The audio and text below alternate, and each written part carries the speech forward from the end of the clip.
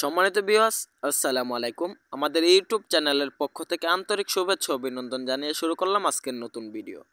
তো ভিউয়ার্স, আপনারা কি শীতকালে মাছ চাষ করে সফলতা অর্জন করতে চান? তাহলে আমাদের এই ভিডিওটি দেখুন। তো ভিউয়ার্স, আপনাদেরকে এখন দেখাচ্ছি 800 থেকে 1000 পিসে কেজি থাই পাঙ্গাস মাছের পোনা।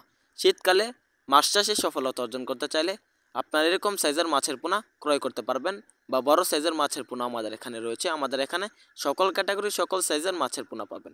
তো বিয়াস, আমাদের এখানে এখন রয়েছে 50 পিসে কেজি, 500 পিসে কেজি, 200 পিসে কেজি, 300 পিসে কেজি এরকম সাইজের মাছের পোনা বা বড় সাইজের মাছের পোনা আপনারা চাষ করতে পারবেন।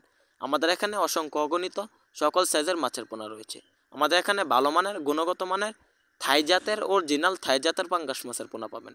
আপনার থাই জাতের পাঙ্গাস মাছের পোনা কীভাবে চাষ করবেন এই নিয়ে আজকের বিস্তারিত। তো ব্যাস, আপনাদেরকে বলি ভালোভাবে পুকুর প্রস্তুতি করবেন, পুকুরে 2 বেলা খাবার দেবেন থাই পাঙ্গাস মাছের পোনা কালচারের জন্য। যে খাবারগুলো দেবেন 0.5 যে ফিট খাবার রয়েছে এগুলা। মাত্র 6 মাসে আমাদের মাছগুলো প্রতি পিস 3 কেজি ওজন হবে। তো ব্যাস, মাছগুলো চাষের জন্য ভালোভাবে পুকুর প্রস্তুতি করবেন। পুকুরের চারপাশে গাছপালা ছাঁটে পুকুরের তলায় যত ময়লা গাছ আবর্জনা আসে সম্পূর্ণ পরিষ্কার করে পুকুরে 3 ফিট পানি দেবেন। প্রতি শতকে 200 পিস করে চাষ করবেন থাই জাতের পাঙ্গাস মাছের পোনা। তো বেশ, থাই জাতের পাঙ্গাস মাছের পোনার সাথে আপনারা মিশ্র রূপে চাষ করতে পারবেন দেশি শিং, দেশি গুলশা, দেশি ট্যাংরা বা মনোসেক্স তেলাপিয়া মাছের পোনা। থাই জাতের পাঙ্গাস মাছের পোনাগুলো যে খাবার খাবে এই খাবার খেয়ে পায়খানা করার পর মনোসেক্স তেলাপিয়া মাছের পোনা বা শিং, গুলশা, ট্যাংরা এগুলা মাছের পোনা খেয়ে বড় হয়ে যাবে। অন্য কোনো খাবার লাগবে না।